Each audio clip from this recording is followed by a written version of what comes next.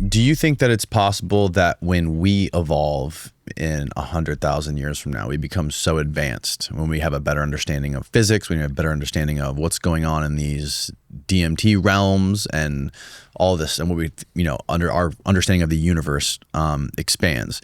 Do you think that it's going to be possible that we are the ones that are simulating these sort of simulations with people like us interacting in them and being controlled?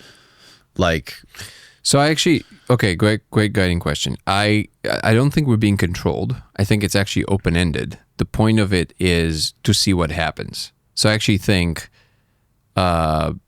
if we want to take on board the fact that we are simulated and this is actually simulated space, and by the way, in the context of what I explained about computation, what this means is that I always say it's like the matrix upside down. It's not like we're stuck in a computer software and we have to try and get out to the real world. Is that the real world is computational. It's digital. Like outside of our universe, everything else is computational. And our universe is too, but from the inside, it looks what we call physical. It's a subspace. It's a smaller slice of reality, basically. Okay. So it's not like we're going to try and get out to some kind of a base reality.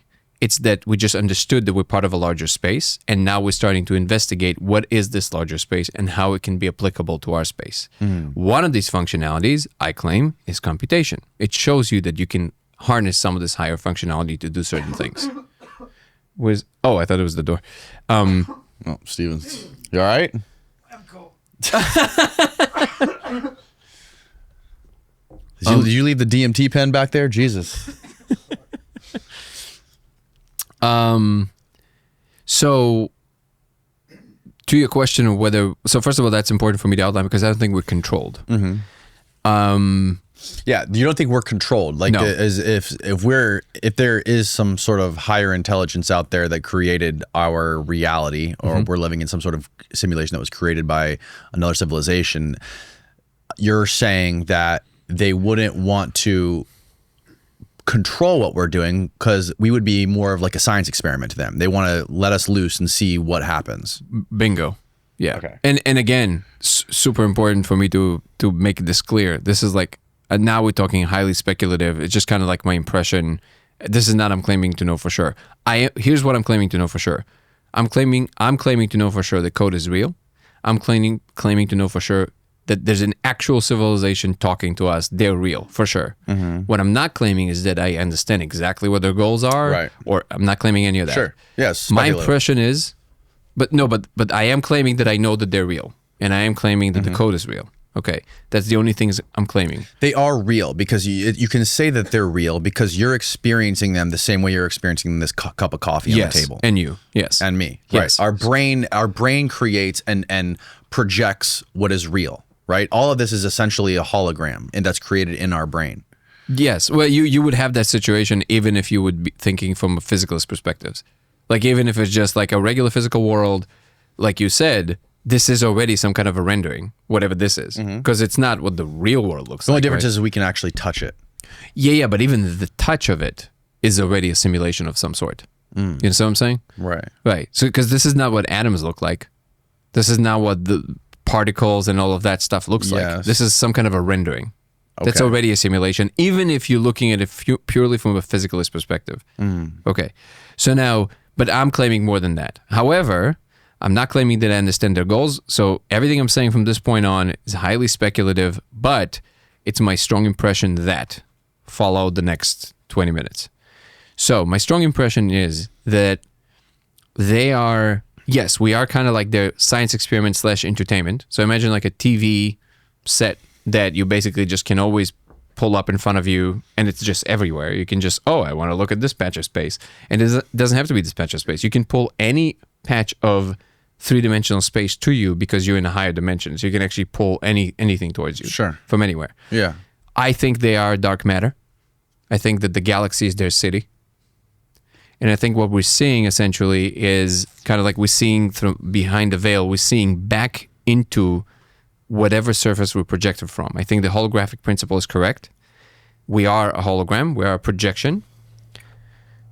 What is for people that don't know, what is the holographic principle? Holographic principle is something that was popularized by Leonard Susskind. It was originally uttered by another scientist. I forget his name right now, but Leonard Susskind is the most known person to kind of like make it more into a mainstream thing. Mm-hmm. And it's a very accepted frame through which to look at all physical theories nowadays. In fact, even Sean Carroll, who is known to only interact with like the most mainstream parts of physics, is saying that he thinks it's the most promising thing we have. And according to the holographic principle, everything in the universe is a projection, three-dimensional projection from a two-dimensional filament somewhere outside of the outskirts of the universe. They came to that through basically looking at black holes. And there's something called, so when you ask yourself, how can it be? Because we know that energy is not supposed to be able to create it or destroy it, or information is not supposed to be able to create it or destroy it, according to physics. What happens to all information that falls into a black hole? Does it disappear? Because then it violates some physical laws. Well, Stephen Hawking gave a solution to this, which is now called the Hawking radiation, which he says, well, black holes are not completely black. They radiate a little bit, which is what the Hawking radiation is. And essentially, he proved it by showing that you have a situation where particles and antiparticles are created at the edge of the event horizon, where nothing can escape. And let's say the one coupling will go inside and the other one will stay outside. So that way you basically preserve all the information. And in simple terms, what that means is all the information that falls into the black hole for the external observer will not fall into the black hole, but would be smeared infinitely on the event horizon around the black hole. So technically you could retrieve all the things that ever fell into the black hole and reconstruct them if you would know how. Okay? That means that all information that is inside of that black hole now is also kept on the external part of the black hole. So that gave Leonard Susskind an idea how to play with it, and he came up with a model called the holographic principle that basically thinks of all of us kind of being in this enormous black hole, and what we really are is smeared on the filament on the external part. So we're inside the black hole, projected inwards, which is exactly what a hologram is. The technicalities of it is obviously extremely technical, but that's the most kind of like basic explanation you can give of it. What's important to understand is that truly the most mainstream physicists today think this is the most promising frame through which to look at all our physical theories. Okay? Okay. And I think that that's exactly correct. In fact, if you look at what you see inside the laser, it looks a lot like a hologram. So I think what is happening is that we are the hologram looking back through the sheet, looking back at the source of where we're projected from.